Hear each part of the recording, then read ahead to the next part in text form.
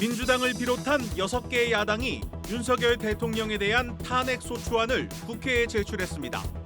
내일 국회 본회의에 보고되면 이르면 6일 탄핵안에 대한 표결이 이뤄질 전망입니다. 3시간 만에 끝난 비상계엄령의 파장이 우리 정치, 경제, 사회에 큰 충격을 주고 있습니다. 대통령실이 멈춰서면서 국정 운영 시스템도 사실상 마비됐습니다. 윤 대통령의 비상계엄 선포로 코리아 디스카운트가 현실로 나타나고 있습니다. 외국인 투자자들의 국내 시장 탈출이 속도를 낼 것이란 우려가 나오고 있습니다. 윤 대통령의 비상계엄 선포에 시민사회단체들은 비판의 목소리를 높이고 있습니다. 민주노총은 윤 대통령 퇴진까지 무기한 총파업하겠다고 밝혔습니다.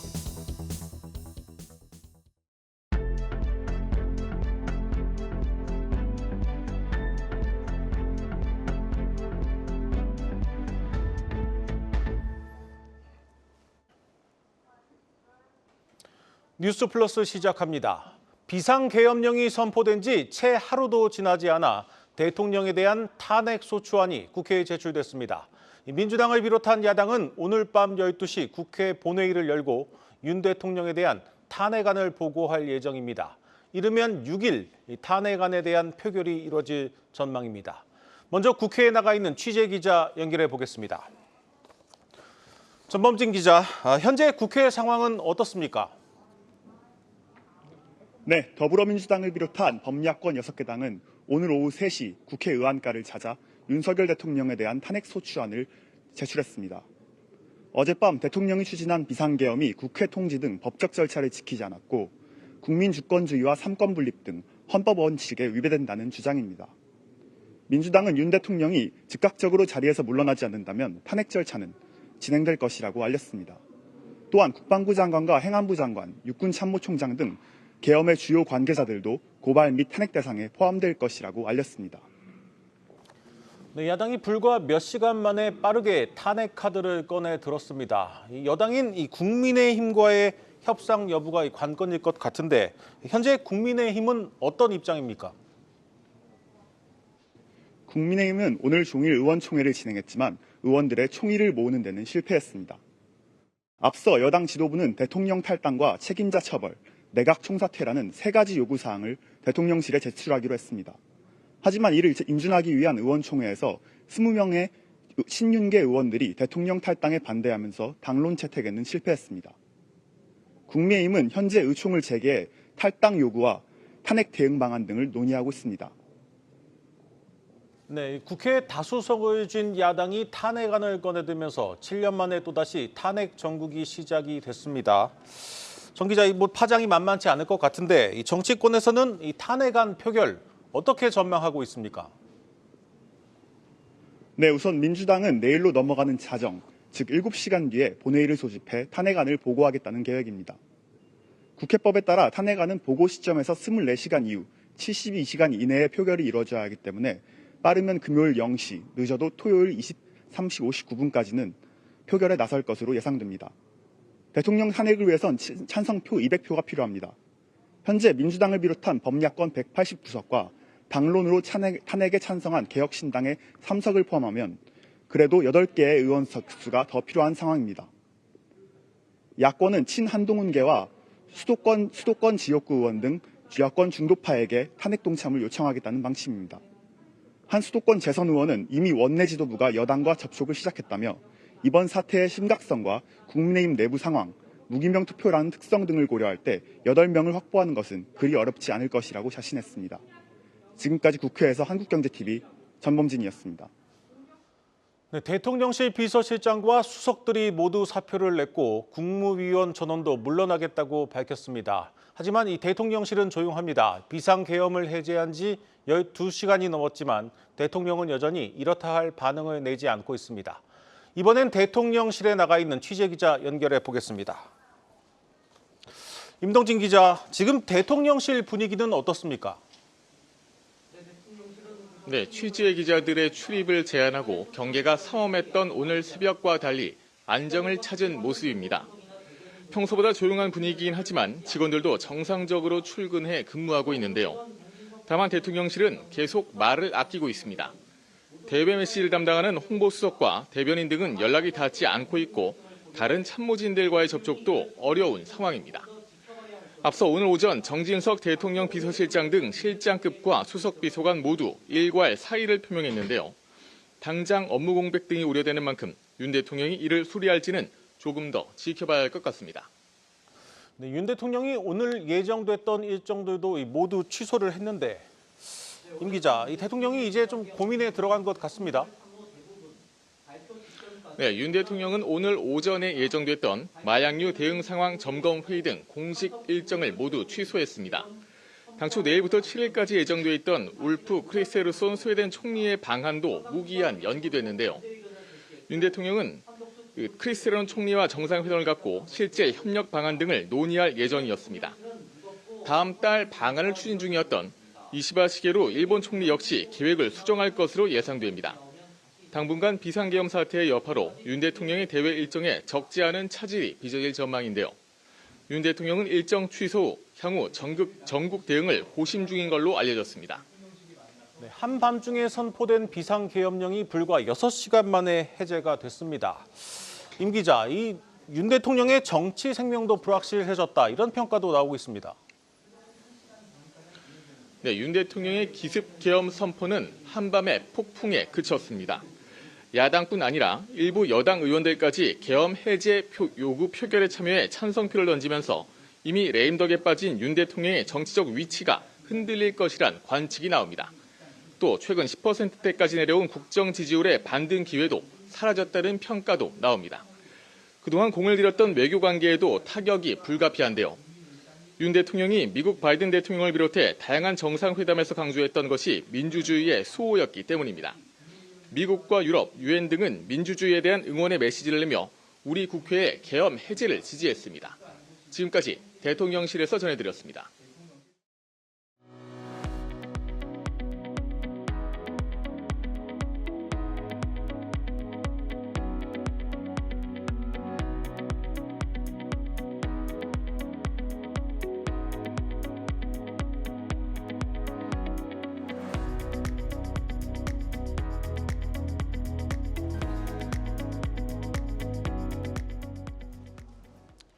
사상 초유의 150분짜리 비상계엄령에 후폭풍이 거셉니다.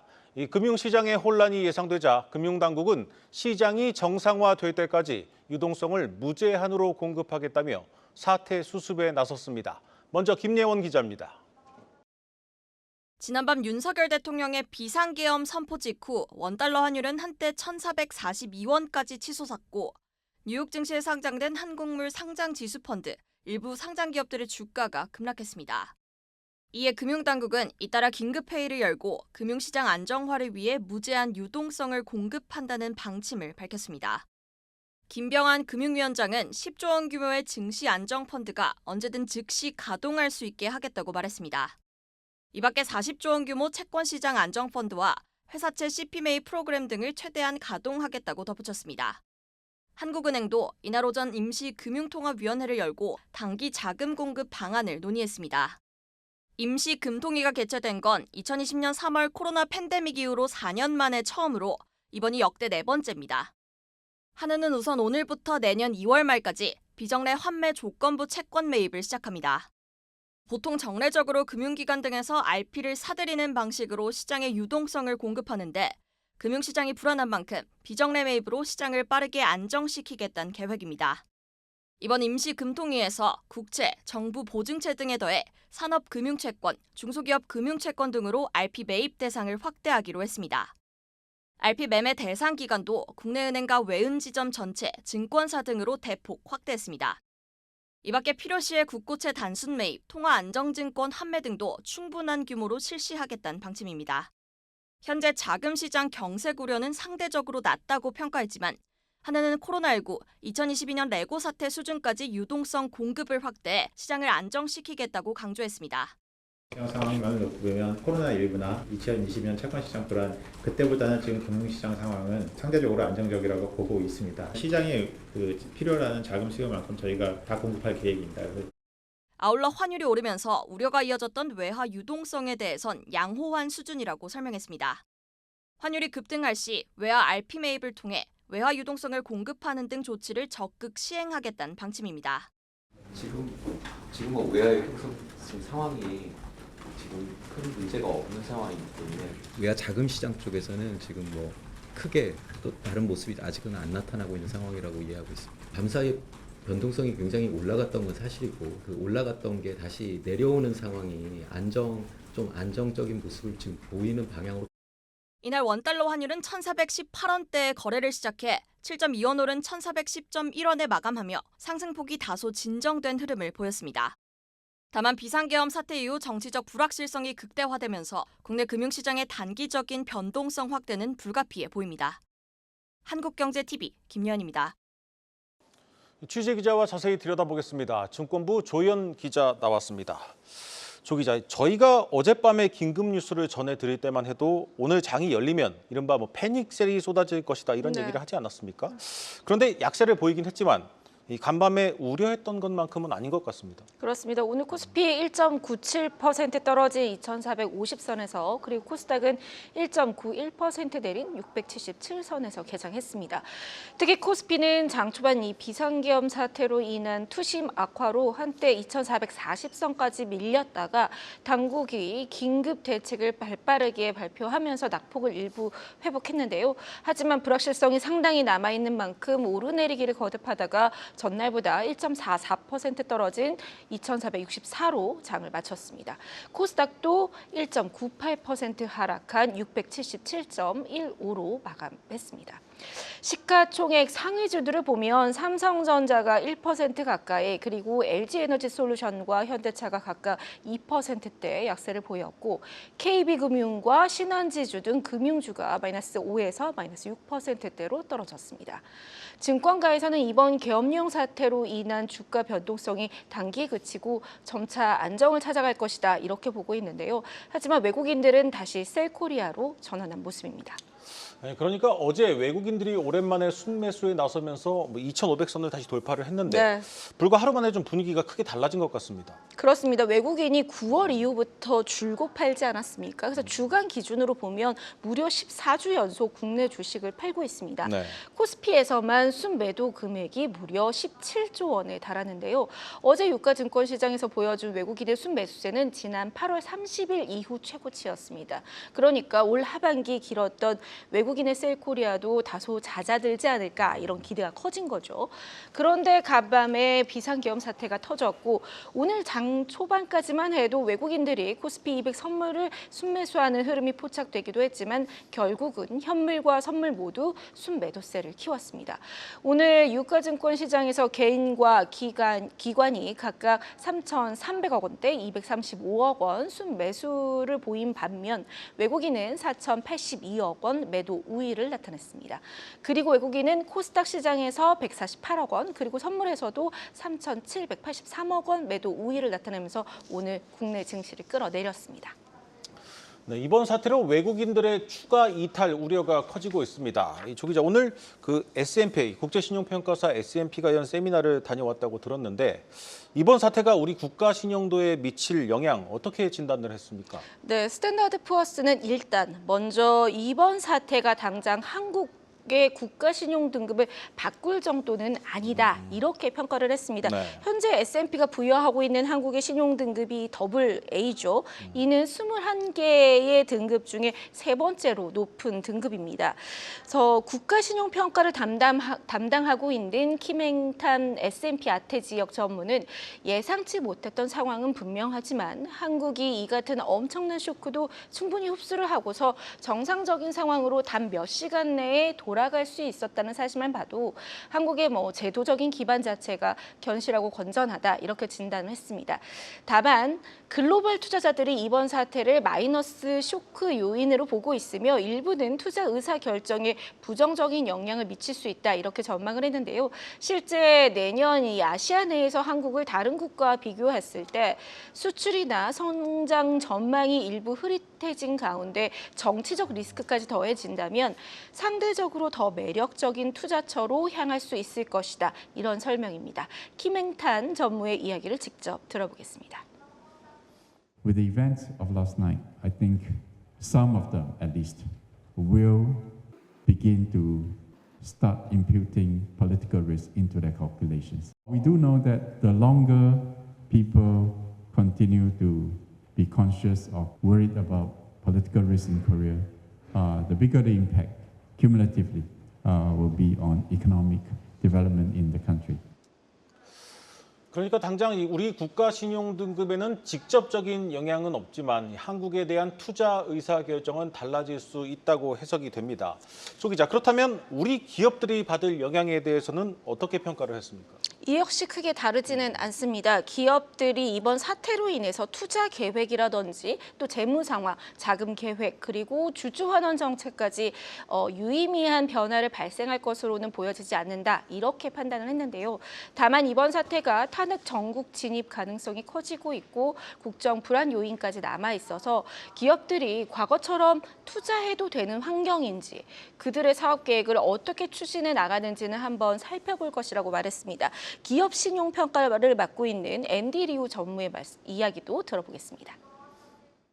I would say the potential impact right now is probably flat. The next 6 months or 9 months, potentially a year, will be very important in the sense that whether the businesses will view Korea investment environment as solid as it once was, or they say, hey, we still feel pretty comfortable with it. But to some extent, we need to have a better contingency.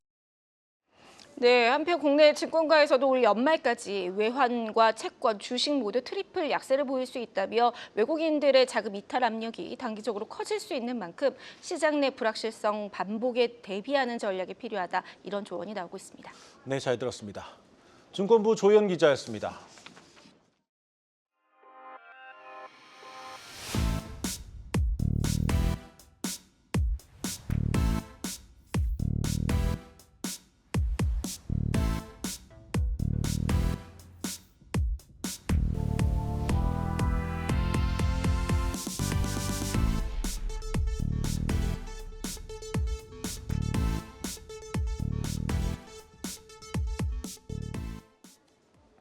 대통령실이 멈춰선 데에 이어 한덕수 국무총리를 비롯해 각 부처 장관들도 총사퇴하겠다는 뜻을 밝혔습니다. 사실상 식물 정부로 전락하면서 주요 경제정책 운영에 대한 불안이 커지고 있습니다. 이번엔 세종 스튜디오 연결하겠습니다. 전민정 기자, 내각이 총사퇴를 하는 겁니까? 네. 네, 그렇습니다. 오늘 오후 2시부터 약 1시간 반 동안 서울 국무총리 공간에서 한덕수 총리와 국민의힘 지도부, 대통령실의 참모진들이 비공개 회동을 가졌는데요. 회동에서는 어제 윤석열 대통령이 긴급 대국민 특별남화를 발표하고 비상계엄을 선포한 뒤 6시간 만에 해제한 것과 관련해 후속 대책 논의가 이루어진 것으로 보입니다. 앞서 각 부처 장관들은 오전에 열린 비상계엄 관련 현안 간담회에서 한 총리에게 현 상황에 대해 책임 있는 자세를 보이겠다며 사퇴 의사를 밝혔는데요. 하지만 이에 대해 한 총리는 정부 셧다운 가능성이 있다며 우려를 표한 것으로 알려졌습니다. 내각 전원이 일시에 사퇴할 경우 국정 마비가 우려되는 만큼 상황 수습에 나선 것으로 풀이됩니다. 한 총리는 오전 국민께 드리는 말씀을 통해서도 마지막 순간까지 국무위원들과 중지를 모아 국민을 섬기겠다며 내각은 국가의 안위와 국민의 일상이 한치 흔들림 없이 유지되도록 모든 부처의 공직자들과 함께 소임을 다해달라고 당부했습니다. 최상무 부총리 겸 기획재정부 장관도 직무를 맡은 마지막 순간까지 경제 상황 관리에 최선을 다하겠다고 밝혔다고 기획재정부 관계자는 전했습니다. 일단 내각이 총사퇴를 표명하면서 사실상 국정 운영에도 차질이 불가피해 보입니다. 정 기자, 그렇지 않아도 이 저성장 늪에 빠진 우리 경제인데 더 큰 충격에 빠질 수 있다는 우려도 나오고 있습니다. 네, 맞습니다. 일단 금융시장의 단기 충격은 점차 진정될 것이란 전망이 많은데요. 하지만 정치적 불확실성이 커지고 있어 경계심을 늦출 수 없는 상황입니다. 우선 내각이 총사퇴 의사까지 표명한 만큼 사실상 식물 정부로 전락했다는 지적이 나오면서 안정적 국정 운영을 위한 동력 확보는 쉽지 않아 보입니다. 각 부처 행사가 줄줄이 취소되고 있고 예고됐던 소상공인, 자영업자 맞춤형 지원 방안 등 민생 대책 발표도 기약 없이 미뤄지고 있고요. 이달 말로 예정된 경제정책 방향 발표와 신년 업무보고 시점마저 시기를 특정하기 어렵게 됐습니다. 또 최근 다시 속도가 붙고 있죠. 연금, 노동개혁도 다시 좌초 위기에 내몰릴 것으로 우려됩니다. 그리고 향후 탄핵 국면으로 들어선다면 여야 정쟁의 내년 예산 처리도 후순위로 미뤄질 수 있을 텐데요. 이렇게 되면 정부의 재정 사업이 제때 집행되기 어려워집니다. 특히 여당의 협상력이 약화된 만큼 미래 성장 동력인 반도체, AI R&D나 세제 지원, 소상공인 부담 경감, 내수 활성화 방안 등이 빠져있는 야당의 감액 예산안과 세법 개정안이 통과될 가능성도 커졌습니다. 이번 계엄령 사태로 대외 신인도 하락마저 우려되고 있는 가운데 미국 트럼프 행정부 출범으로 사면 초과에 놓인 한국 경제는 한치 앞을 알 수 없는 안개 속으로 빠져들고 있는데요. 그 어느 때보다 흔들림 없는 정부의 대응이 절실해 보입니다. 지금까지 세종 스튜디오에서 전해드렸습니다.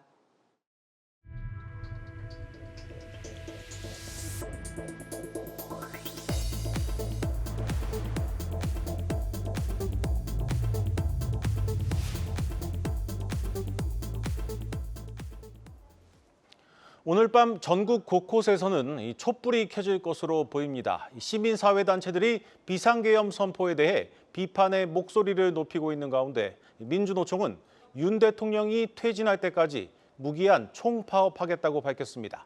박혜린 기자입니다. 민주노총이 윤석열 대통령이 퇴진할 때까지 무기한 총파업을 이어갈 것을 예고했습니다.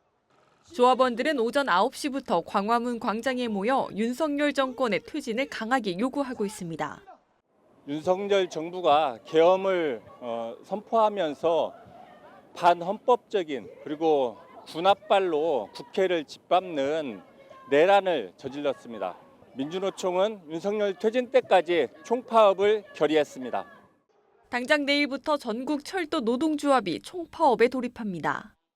모레부터는 1호선에서 8호선까지 서울 지하철을 책임지는 서울교통공사 노조와 9호선 2, 3단계 노동자들도 파업에 나섭니다. 필수 유지 인력을 제외한 대부분 노조원이 총파업에 들어가는 것으로 출퇴근길 상당한 시민 불편이 예상됩니다. 급식과 돌봄을 담당하는 학교 비정규직 노동자들도 이날 파업에 돌입합니다. 이에 따라 일부 학교 급식은 빵과 우유 등 대체식으로 제공되고 돌봄 업무 등에는 대체 인력이 투입될 것으로 보입니다. 이들 노조는 애초 임금 인상과 처우 개선 등을 요구하며 파업을 예고했는데 계엄 사태로 결속력이 더 강해진 겁니다. 노동계는 이번 주말부터 정권 퇴진을 향한 압박 수위를 더욱 높일 예정입니다. 저희 노동자들뿐만 아니라 전부 다 모여서 그날 같이 퇴진 집회를 할 예정입니다. 아마 상상을 초월할 수 없는 최대 규모로 모일 예정입니다. 민주노총은 7일 집회에 2만 명 이상이 집결할 것으로 예상하며 광화문에서 용산 대통령실까지 가두 행진할 것을 예고했습니다. 한국경제TV 박혜린입니다.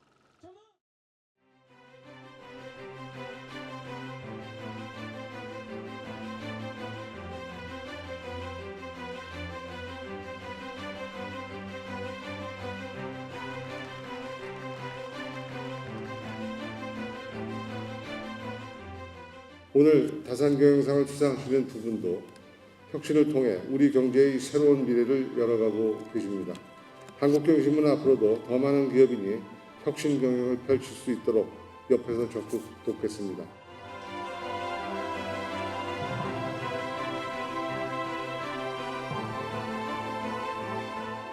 슈퍼사이클 시대를 맞아 기존의 주력 사업을 강화하고 신사업 분야에 과감히 도전하는 양손잡이 경영에 대해 긍정적으로 평가를 해주신 것 같습니다. 국가와 사회에 기여하는 더 견고한 기업으로 성장시키겠습니다.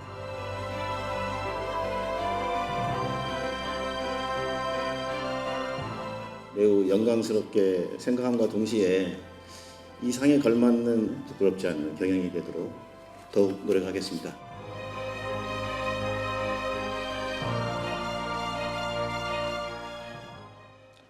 오늘 준비한 뉴스 플러스는 여기까지입니다. 함께해 주신 여러분 고맙습니다.